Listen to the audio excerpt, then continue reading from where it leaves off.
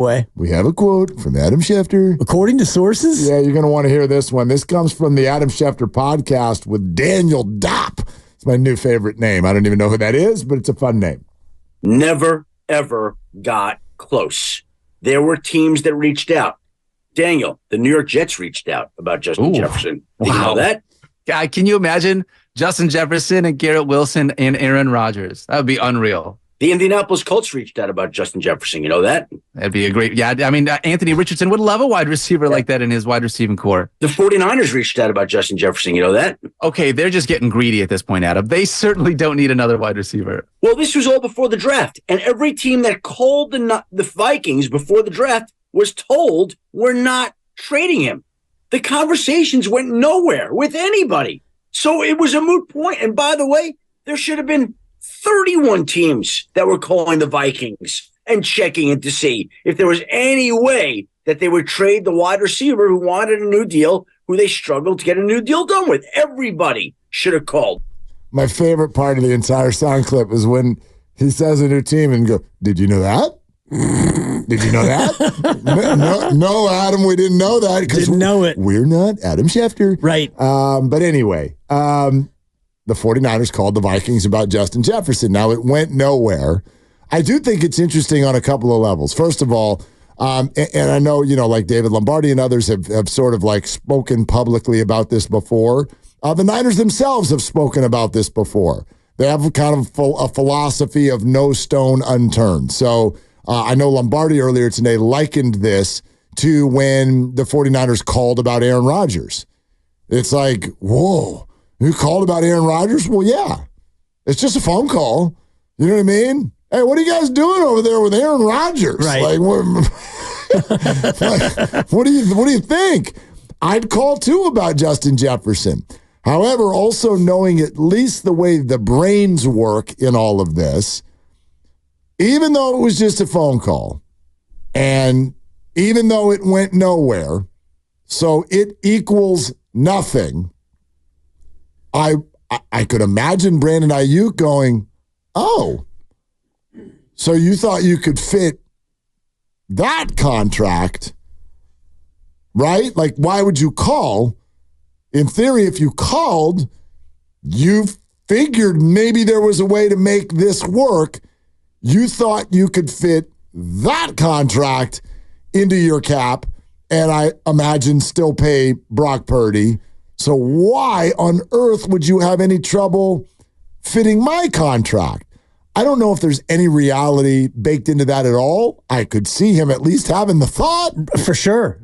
You think that you can bring that kind of a player in, knowing what he's going to command, and I don't think that anybody thought $88 million guaranteed at signing would be the way that came out. And I think the official guarantee is 110, but 88 is the actual guarantee. So if you're Brandon Ayuk and you're thinking, all right, you thought that you'd bring in that player, and nobody thought he was going to get $88 million actually guaranteed. But even if you thought he would get top of the market money, which it's fair to think that he was going to reset the market, nobody thought he would reset it at the level he actually did reset it. So if I'm Ayuk and I hear this, according to sources, I'm thinking, all right, this means that this team, the Niners, are more equipped to handle a near the top of the market salary than anybody else would probably think. Yeah, because I love the no stone unturned idea. I love that the 49ers are just all about due diligence. And Tom Brady too, right? They tried to overturn that stone. I got to figure, though, the Niners are not doing it to be annoying.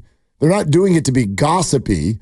So in other words, they did in their mind think, hey, let's check and see if there's a way to do this. They weren't calling the Vikings just to be like, dude, what are you guys going to do? Right. Like there's probably some sort of a question about the whole thing. That's certainly what Adam is insinuating right here. And so, if I'm Brandon Ayuk and I'm already feeling some kind of way about the way this offseason is going, then I'm going to say, oh, Bill, you called the Vikings.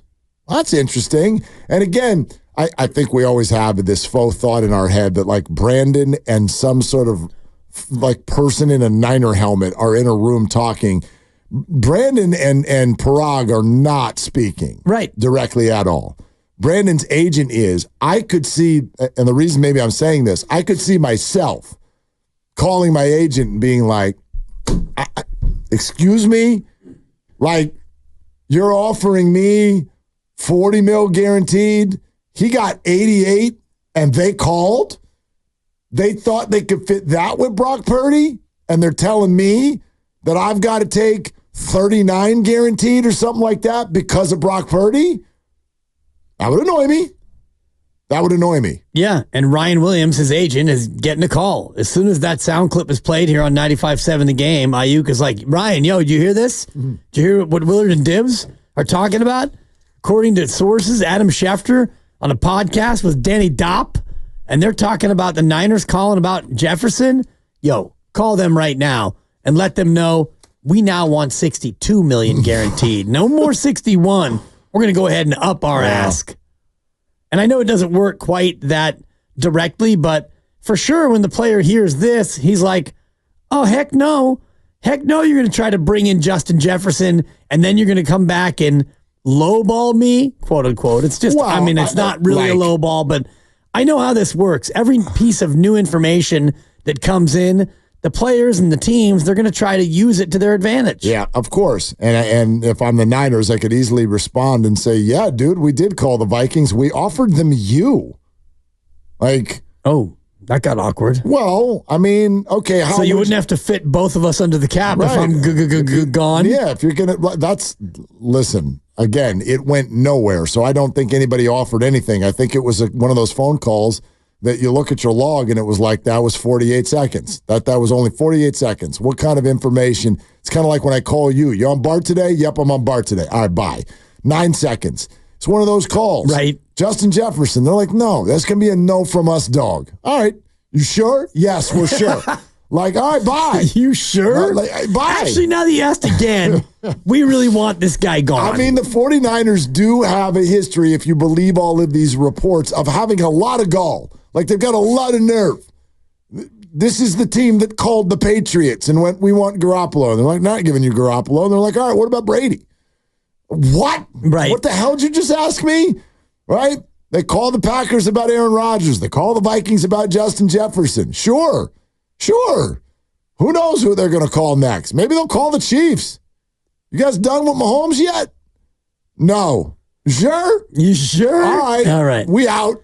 I love that about them. But if that conversation were going to go somewhere, that's probably what it is.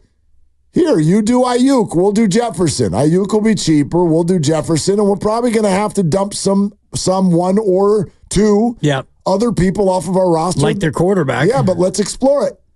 Yeah. You want to do this? Like, I don't know. That's probably what would have happened if the Vikings were like, well, we're not really into the whole, you guys won't believe what he's asking for. Right. So you're going to trade Ayuk and your first-round pick, your 31st overall, to get Justin Jefferson and then have to go out and pay him? Well, you could do that. Wouldn't it be better just to keep Ayuk? And I do think the big piece that makes this contract actually happen at some point is what it would mean for their cap number and their cap savings going forward in light of Brock Purdy. So if Ayuk's making 14 and the team, whatever the number is that they agree to, and his cap number for this year goes from 14 down to 7, I think is roughly about what it would be. So you have a $7 million actual cap savings, and that money goes right into the coffer for Brock Purdy down the road. And every single dollar you can save now under the cap that you can carry with you toward the future,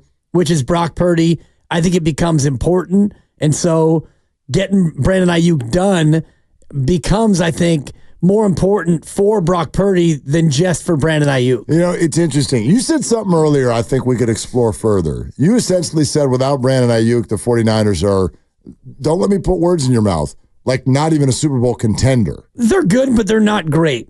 If you have Pearsall and Debo as your two receivers and Jawan Jennings, I don't think that you're not winning the NFC. You're a playoff team, but I don't think that you are a Super Bowl team. No, Mark. No. That's going to be a no from me, Mark. I think if Debo, and again, I'm not wishing any ill will on anybody, but I don't think that Deebo Samuel has shown to be the most durable wide receiver. And the reason why Deebo is such a great wide receiver 1A is that Brandon Ayuk can be the route runner. He can be more of the quote-unquote true receiver. Deebo can be the catch-and-run guy, a guy you can put at running back. Without Ayuk, I think Deebo becomes lessened based on what you would need him to do. I mean, you're leaving out a lot of names that are serviceable people. Chris Conley is a serviceable NFL veteran wide receiver. He's a wide receiver 4 on a good team. Right. But again, if you go through the history of the league, if you have a great offense and if you've got a really good quarterback, this is sometimes why I still stop and wonder, how deep is your belief? Not just you, anyone. How deep, you can put it on me. How deep is your Brock Purdy belief?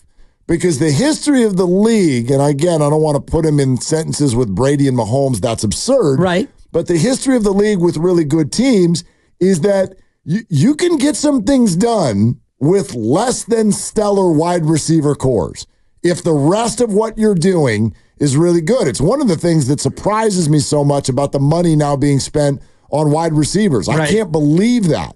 In the wake of what Tom Brady achieved in his years with the Patriots, and in the wake of Patrick Mahomes winning back-to-back Super Bowls with a big bunch of whatever as wide receivers. And let's go to that point real quick, because last year you and I were talking throughout the course of the season about Super Bowl teams and this and that. And, you know, Kansas City was a team that you and I both were kind of like, well, I mean, Kansas City, you got Mahomes, but gee, I just don't see it with Kansas City. I mean, yeah, they're going to be a playoff team. They're good. But are they really going to be that good? And as we got into December, you got into November, you got into December, and they just kind of kept winning, and they made believers out of all of us, and it was kind of what you're talking about, like Rashee Rice, and I knew about him more than most because he was on my fantasy team, and it's like, thank God for Rashee Rice. Kept me from being in dead last. But it wasn't because of the receiving core. I was watching them play last year, and I was not a huge believer in the way that the offense was producing. This is one of the things that gets so lost now in looking back on last year. And in fact, if I were a defensive player on the Chiefs, I'd be texting a lot of people WTF. Like, yes, no one is arguing. Where are the fans? Patrick Mahomes, the face of the league. You're wrong if you think otherwise. That's the guy. He's the best player in the National Football League, the most important player in the National Football League. And yes, he put together an overtime drive. But how incredibly lost on everyone is it the way the Chiefs actually won that Super Bowl? They won it with defense, and in regulation, Patrick was given 4 quarters of football. The only touchdown he scores when the Niners fumbled deep in their zone. Yep. And he was able to turn that into a touchdown. And then he went on the drive in overtime. What made the Chiefs really good last year that I missed during the regular season was that their defense was greatly improved. And that's how essentially they did it. Go look at the way they went through the playoffs and then compare that with the famous Josh Allen-Patrick Mahomes game that changed the rules of overtime and all of that stuff. The Chiefs were not doing it the same way. No one was scoring 40. They largely weren't even scoring 30. Yeah. They didn't score 30. They didn't score 30. 26-7, 27-24, 17-10. There you go. 25-22 in overtime. And that's against 4 of the best teams in the league. Their defense was absolutely next level. Yeah, 3 road games, and you had the MVP. You held them to a 17-10 win, although I would argue that the Ravens held themselves to just 10 points. An ugly game. Would they run it 3 times or something crazy that? And they fumbled at the half-yard line. Ridiculous. Yeah. I mean, Baltimore, I thought, lost that game on their own, but you held Tua and company to just 7 points, and then Josh Allen in another classic between Kansas City and Buffalo, you held them to 24, and then you were able to contain the Niners, and you're right. The defense won them that game, but I think it goes back to the point about the Niners without Brandon Ayuk. I do think that without Ayuk, your offense becomes much, much easier to contain. I don't disagree, but it's interesting. I don't think the Niners I don't think there's any one player, at least not named Brock or Christian, that just suddenly craters the whole thing into nothingness.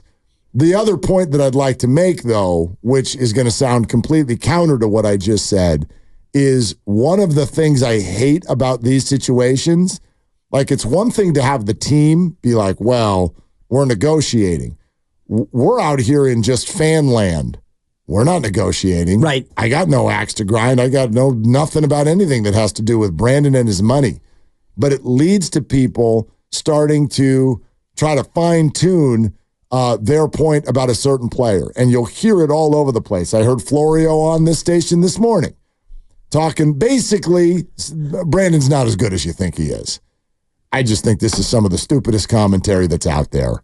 I never understand when you have somebody that performed at that level and now they want to try to bring this argument to you. You know, he got 2 targets in the Super Bowl. Right, for a bevy of reasons that had nothing to do with him. If you look at last year and think Brandon is not phenomenal, I can't help you. It's like people looking at Draymond Green averaging 8, 8, and 8 and thinking the same thing because you don't watch the game. That's what it is. Yeah, watch the game.